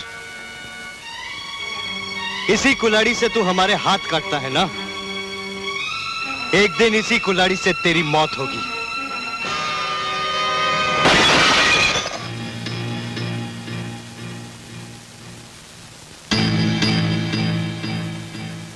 इस साल वर्षा न होने के कारण देश का बहुत सा हिस्सा बुरी तरह से सूखे की लपेट में है। इस तरह का सूखा देश में 40 साल के बाद पड़ा है। इस सूखे से मरने वालों की संख्या अब 80 से बढ़कर 155 हो गई है। इस भयानक काल ने लोगों का जनजीवन अस्त व्यस्त कर दिया। बहुत मजा में हूँ साहब। कई जगह पर तो लोग ऊपर वाले की दया से जिंदगी बहुत दिनों के बाद ऐसा भयंकर सूखा पड़ा है। प्रधानमंत्री ने प्रभावित इलाकों का दौरा किया और अरे सूखे से पीड़ित लोगों को आश्वासन आपके इलाके का एक ट्रक पहुंच चुका है हुजूर। और ये ट्रक ये जल्द से जल्द अपनी सही जगह पर पहुंच जाएगा। जी हाँ, ये अनाज इलाकों के नेताओं द्वारा लोगों तक पहुंचाया जाएगा। नहीं नहीं ठाकुर साहब, अभी इसकी क्या जरूरत थी? नहीं की तो कोई बात ही नहीं है नेताजी। आप सरकारी अनाज लेकर आए हैं, उसकी कीमत तो लेकर ही जाएंगे। ये लीजिए 1 लाख रुपया। अरे ठाकुर साहब, एक बात बतानी तो मैं भूल ही गया। राजस्थान की मंडी में अनाज का भाव तो आसमान छू गया है। अगर आप सरकारी अनाज की तरह अपने गोदाम की बोरियों पर भी सरकारी मोहर लगाकर राजस्थान की मंडी में ले जाएं, तो मैं समझता हूं कि इतने नोट तो जरूर कमा लेंगे कि उन नोटों को वहां से यहां तक लाने के लिए सोने में डालना पड़ेगा। लेकिन हमारे माल के ऊपर सरकारी मोहरें क्यों? कुछ समझा कीजिए ठाकुर साहब, चारों तरफ नाके हैं, हर बॉर्डर पर चेकिंग हो रही है।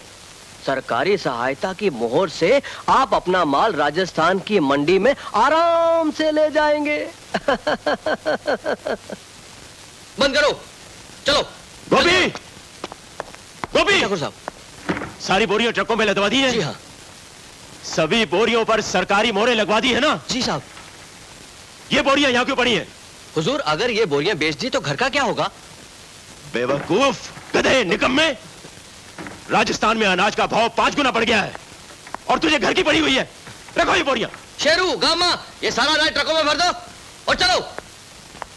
एक ट्रक सरकारी अनाज का होगा और 4 ट्रक ठाकुर शेर बहादुर के। और जब ये अनाज सोने में ढल जाएगा तो उस सोने का एक गिलास बनवाऊंगा और उस गिलास में शराब डालकर एक ही घूंट में सारे गांव को पी जाऊंगा।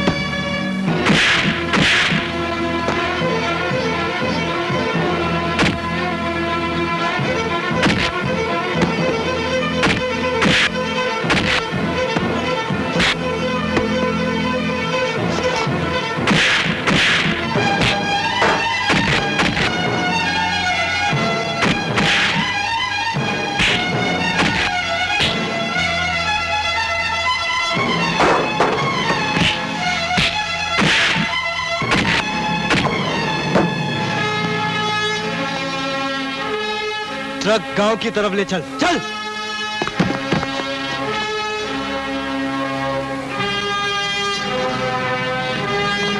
चल।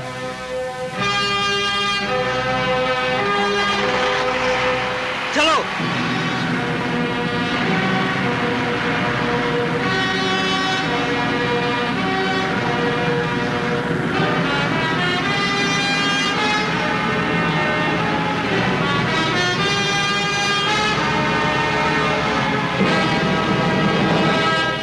किसान भाइयों, यह अनाज जो आप लोगों के घर तक पहुंचाया गया है, यह सरकार ने आप लोगों के लिए भेजा है। कौन कहता है कि यह अनाज सरकारी अनाज है? मैं कहता हूं यह सरकारी अनाज है। क्या सबूत है तुम्हारे पास? सबूत है ये सरकारी बोरियां और इन पर लगी हुई सरकारी मोहरें जिन पर हमारे गांव का नाम लिखा हुआ है। मैं उस सबूत की बात नहीं कर रहा हूं जो तुम बनाकर लाए हो। मुझे ठोस सबूत चाहिए। बहुत अच्छे ठाकुर, बहुत अच्छे। हमें पता था कि तुम यही कहोगे, लेकिन घबराओ मत ठाकुर। ठोस सबूत चिल्ला चिल्ला के कहेगा कि सच क्या है, क्योंकि ठोस सबूत को हम सर से पांव तक मिट्टी के तेल में भिगो कर लाए हैं।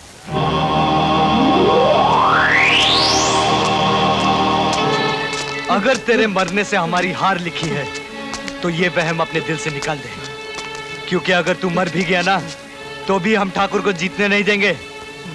तो ज्यादा वफादार बनने की कोशिश मत कर, वरना मैं तुझे जिंदा जला दूंगा, समझा? ये आग मुझसे दूर रखो।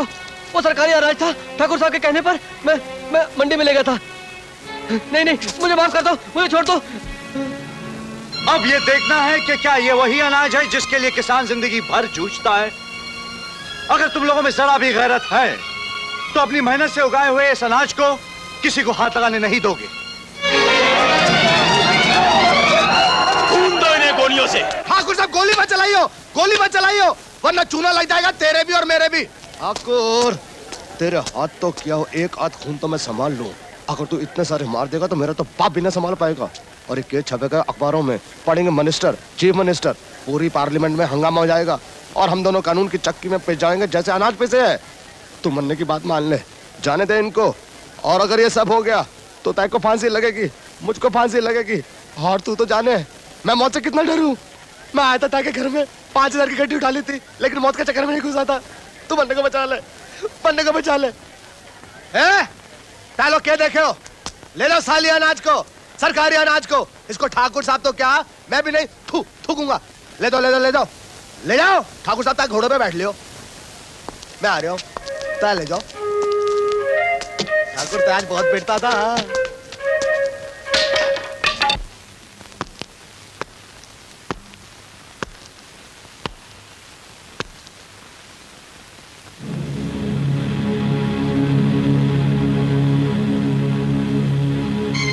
मेरा सारा अनाज लूटकर वो कुत्ते के पिल्ले समझते हैं कि वो जीत गए। नहीं, गांव वाले उनकी तरफदारी नहीं करेंगे।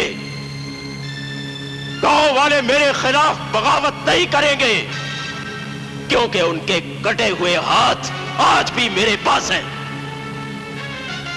वो जोर से बोलेंगे, ठाकुर शेर बहादुर जिंदाबाद, ठाकुर शेर बहादुर जिंदाबाद, ठाकुर शेर बहादुर, ठाकुर शेर बहादुर, ठाकुर शेर बहादुर, ठाकुर शेर बहादुर, ठाकुर शेर बहादुर, ठाकुर शेर बहादुर, ठाकुर शेर बहादुर, ठाकुर शेर बहादुर, ठाकुर, अरे ठाकुर, अरे तब मर गया, तब खत्म हो गया ठाकुर। अरे ठाकुर, ताने देखा तेरे गांव में क्या हो रहा है? गांव वालों की ये हिम्मत, चुन चुन कर मारूंगा सालों को। मारना ही चाहिए, लेकिन छी छी छी छी, इस इलाके का इतना बड़ा ठाकुर और उसके कुत्ते की तरह दुर्गत ठाकुर। मन में बोलूं, तय ने तो कोई सीता हरण भी नहीं की, फिर ये लोग तय को रावण की तरह क्यों जला रहे चूना लगा के? मुझे नहीं, खुद को जला रहे हैं। इस साल दिवाली के दिए तेल से नहीं, इनके खून से जलेंगे। अरे खून से जले या तेल से, मन ने तय के साथ चूना लगा के। लेकिन मन ने बोलूं, तय तो खा खा के सांड की तरह तगड़ा हो रहा है, लेकिन तय का पुतला बहुत कमजोर बनाया है। अगर तय बोले, मन ने उस पुतला में भूसा भर दूं चूना लगा के। बकवास बंद कर। सरकारी अनाज के साथ साथ मेरे गोदाम भी खाली हो गए और तुझे मजाक सूझ रहा है? दफा हो जा यहां से। जा रहा हूं, आइए जा रहा हूं।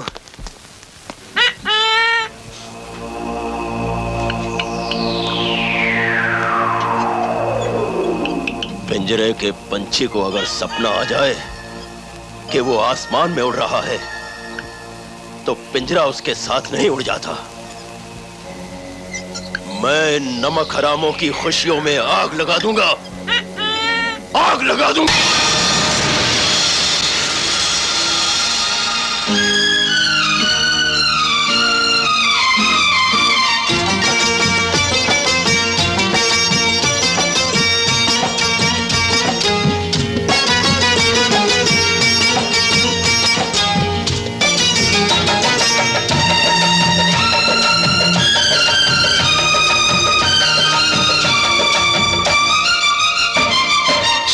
शहर डगर डगर गली गली में चोरों लुटेरों का राज। ओ शहर शहर डगर डगर गली गली में चोरों लुटेरों का राज। ओ लूट लिया हमने लुटेरों को आज, मजा आ गया, ओ नशा छा गया, बस मजा आ गया, ओ नशा छा गया। शहर शहर डगर डगर गली गली में चोरों लुटेरों का राज। ओ लूट लिया हमने लुटेरों को आज, मजा आ गया, ओ नशा छा गया, बस मजा आ गया, ओ नशा छा गया।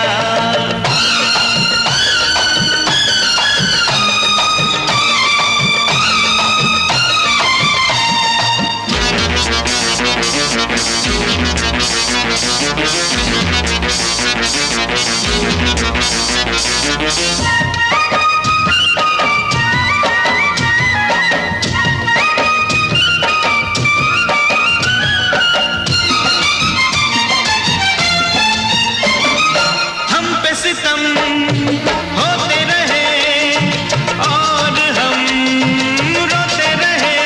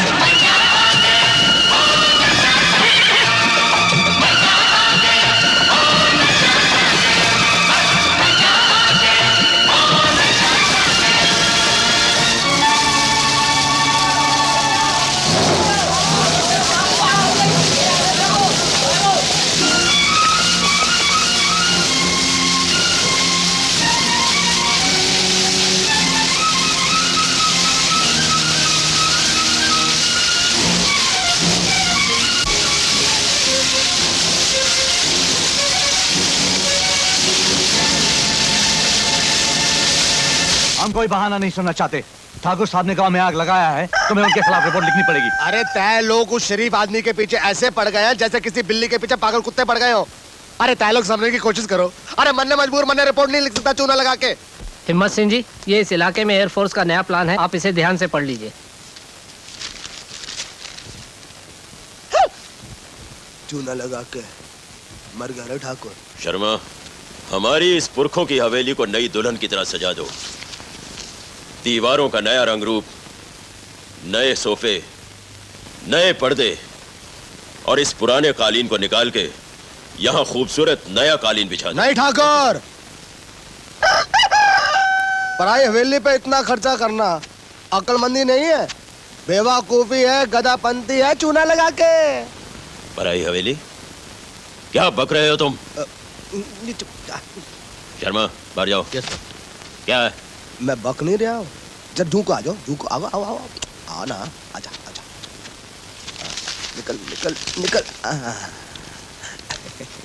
अंदर की बात है ना, इसलिए छुपा के लाना पड़ता है। ये जरा नक्शा देख ले। अब जरा अपने इलाके पे नजर मार चूना लगा के। क्या है कि गवर्नमेंट ऑफ इंडिया ने ये इलाका एयरफोर्स के हवाले कर दिया है और अब एयरफोर्स वाले इस इलाके के अंदर हवाई अड्डा बनाने वाले हैं। सुबह शाम इस इलाके के अंदर बम फूटने की प्रैक्टिस करेंगे। अंदर की खबर है। और मुआवजे के तौर पे क्या देंगे मालूम है? आज से 20 साल पुराना भाव। कितना हुआ है? 2 4 5 रुपए 27 पैसे। हाँ, और हो ही नहीं सकता कि तय को ये इलाका खाली ना करना पड़े। भाई गवर्नमेंट का मामला है ना। मतलब ये कि पुराने भाव में मुझे ये हवेली खाली करनी पड़ेगी? अरे पुरखों की जायदाद कौड़ियों के भाव बिकेगी क्या? और अंदर की खबर लाया हूँ कि इस हवेली के अंदर वो लोग अपना हेड ऑफिस बनाने वाले हैं। नहीं, ये कभी नहीं हो सकता। मैं असहार किस लिए होने दूंगा? हिम्मत सिंह, इस मामले को किसी तरह यही दबा दो। हाँ, दबा तो दूं, लेकिन क्या है कि वो थोड़ा चूना मिल जाता तो चूना दे दे, थोड़ा पैसा। ये ले। ठाकुर साहब, आप पैसों से किसान खरीद सकते हो, मकान खरीद सकते हो, पुलिस खरीद सकते हो, लेकिन हिंदुस्तान की एयरफोर्स वो नहीं खरीद सकते। और कुछ ही दिनों के अंदर ये स्कीम अखबारों में भी छपने वाली है। 20 साल पुराने वाले भाव से तो अच्छा है कि आज के भाव में ये हवेली नीलाम कर दो। मरेगा वो जो खरीदेगा, हम तो बच जाएंगे चूना लगा के। सोच लियो, सोच लियो।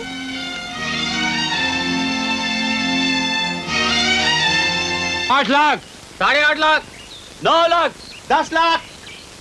बढ़िए बढ़िए, आगे बढ़िए, बोलिए। इतनी बड़ी हवेली 15 लाख में भी नहीं मिलती है। बढ़िए। 11 लाख, 12 लाख, 15 लाख, 16 लाख, 25 लाख।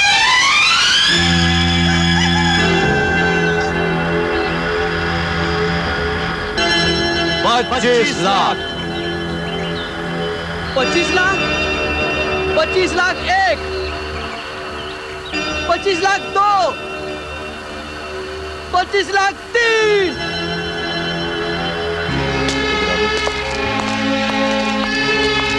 अस्सलाम वालेकुम। वालेकुम सलाम। आपसे मिलकर बहुत खुशी हुई। अब तो अक्सर मुलाकात होती रहेगी। हमें तो लगता है ठाकुर साहब, कहीं हमारी पहली मुलाकात आखिरी मुलाकात ना हो जाए। नहीं नहीं, ऐसी कोई बात नहीं है। आप लोगों को फुर्सत नहीं होगी तो मैं खुद आपसे मिलना चला आऊंगा। अच्छा अच्छा। गिन लीजिए, पूरे 25 लाख है। हाँ,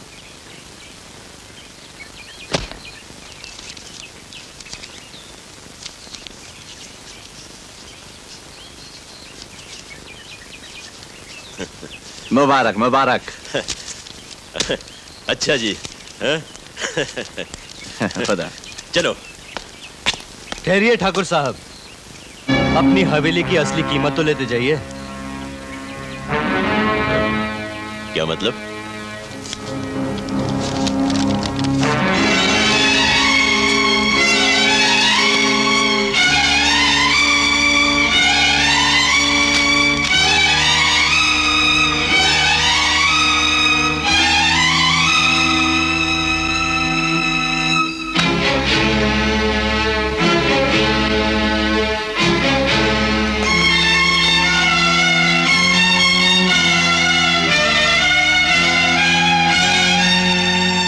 ठाकुर, आज इस कोरे कागज पर तूने अपना सब कुछ हमारे नाम कर दिया है।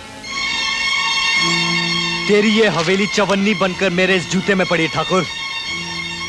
यहां से शहर का किराया है 1.25 रुपया, और ये 1 रुपया मैं तुझे भीख में देता हूं। ये ले। और जरा संभल के वो नकली नोट के बैग ना गिर जाएं। तुम दोनों की ये मजाक। हिम्मत सिंह, पकड़ो इन दोनों को। इन्होंने मेरे साथ हरामजादी की है। छीन लो वो स्टैम्प पेपर, मैं उसे आग लगा देना चाहता हूं। Shut up, you bloody fool, and get out from here.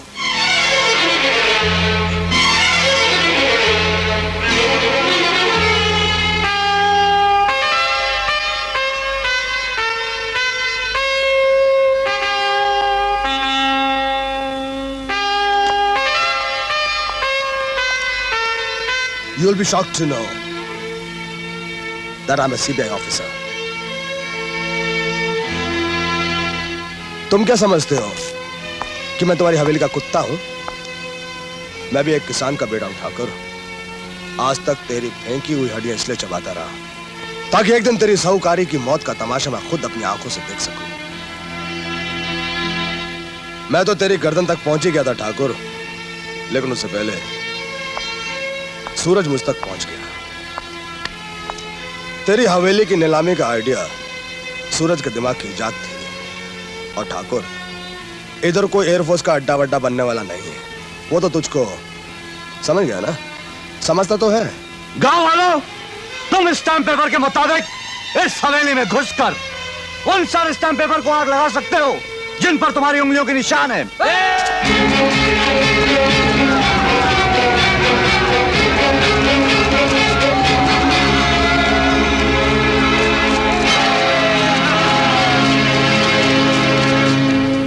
हाँ तो ठाकुर साहब, इस हिम्मत सिंह को इजाजत दीजिए।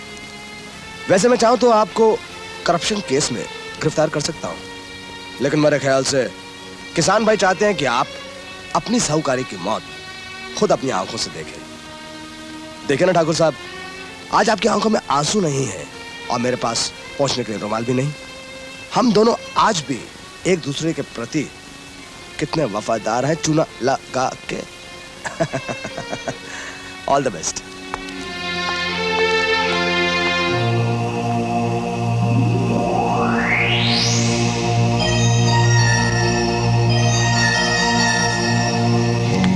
आग बनकर तुम्हारी तकदीर के पन्नों को न जला दूं तो मेरा नाम भी ठाकुर शेर बहादुर नहीं।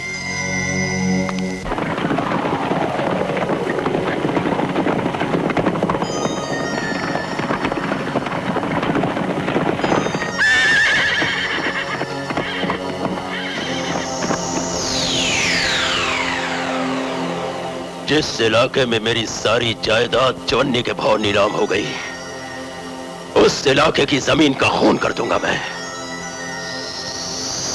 इस जमीन में नमक डालकर इसे बंजर बना दूंगा। यहां फसल तो क्या, घास का एक तिनका तक नहीं उगेगा।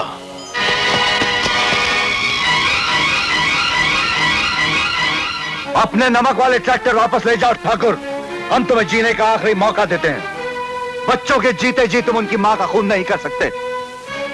पैदा करने वाली मां को तो नहीं देखा, लेकिन जिसने हमें पाल पोस कर बड़ा किया है उसकी कसम ठाकुर, अगर तूने मिट्टी में नमक मिलाकर इस जमीन को बंजर बनाया तो अनाज की तरह तेरी हड्डियों का आटा बनाकर रख दूंगा कुत्ते।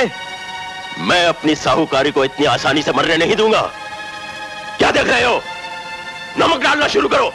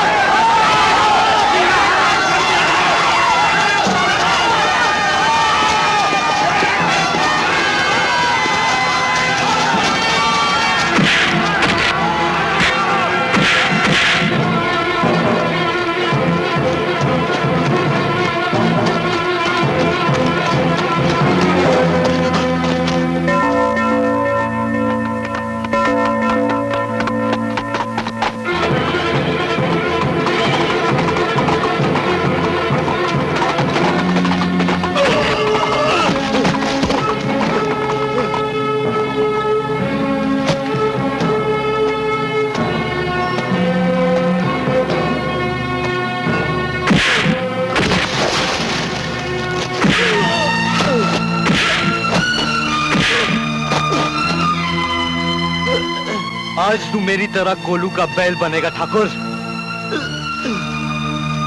उठाकर इसे चला, नहीं तो उल्टी कमीज की तरह तेरी खाल भी उल्टी कर दूंगा।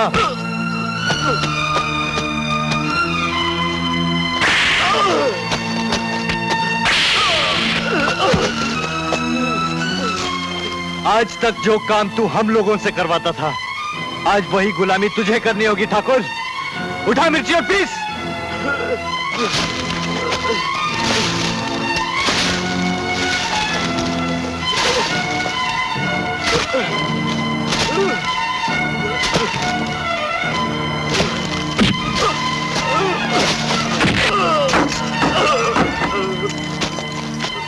ये वही तराजू है ठाकुर, जिससे तू गरीब किसानों का अनाज लूटा करता था।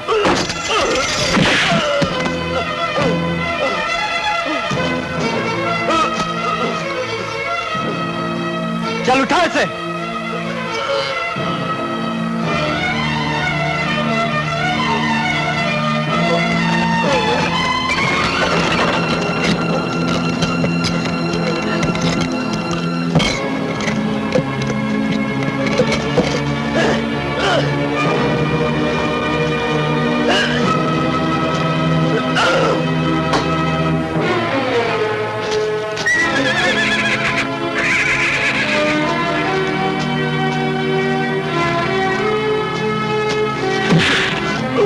मारिए इसे बाबूजी।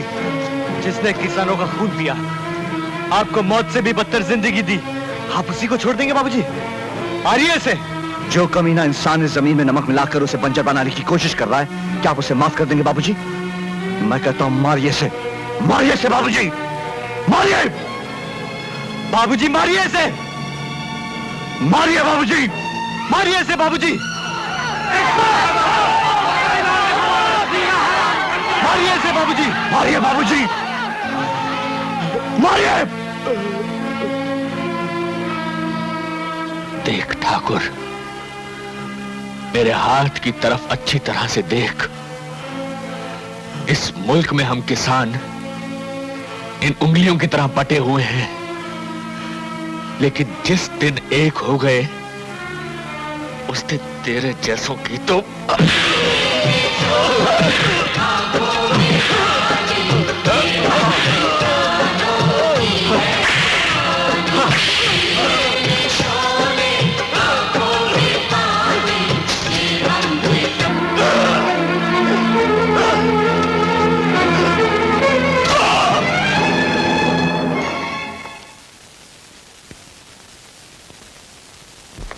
जो कैद मौत से भी बदतर हो, उसके हर कैदी को रिहा होना होगा।